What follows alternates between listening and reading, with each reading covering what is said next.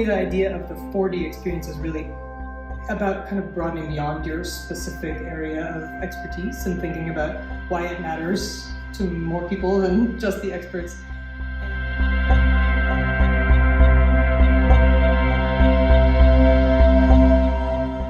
And I have a really strong belief that science is for everybody and space is for everybody. It's not just for the astronomers who know how to use the instruments, but it's really about how we connect our humanity with the universe around us. So I feel like this is a conduit. This place is a conduit for that. It's a place where we can have that hands-on experience and really sort of feel that awe and that connection, even if science is not quite our thing. Yeah. It's still for everybody. Right? Yeah. Well, and that gets to kind of the core of the social well-being, the connection that people have with each other, right, with their space around themselves. Yes.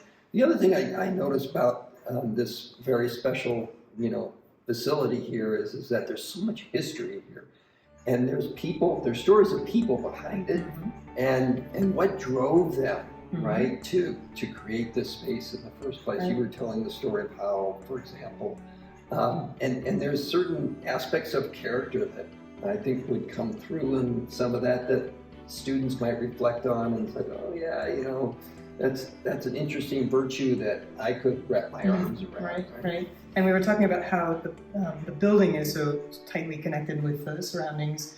I think that's key. And I've also been thinking lately about the people that even came before, right? Even came before the observatory, came before the university.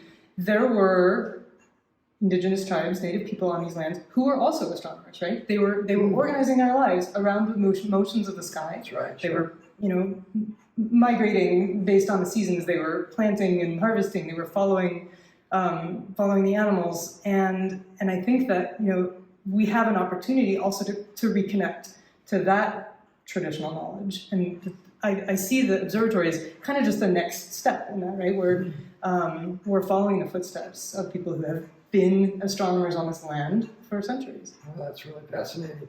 And so one wonders what the next step is after that, right?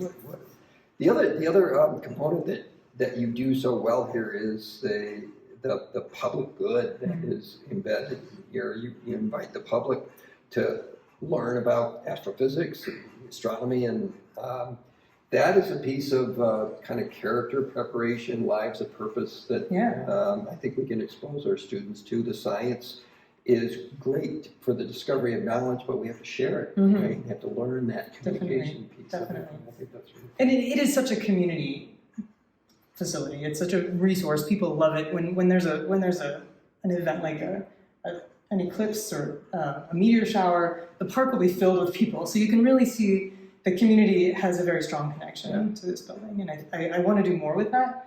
As the next director of the observatory, I'd like to strengthen those ties between the university and the community through the observatory.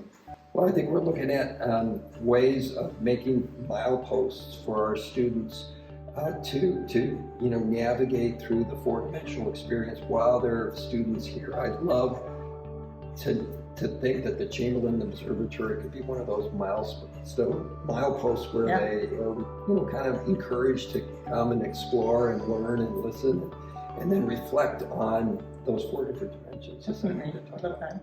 Great. Yeah, thank you. Thanks for showing me around. This is fantastic. We were happy to have you join.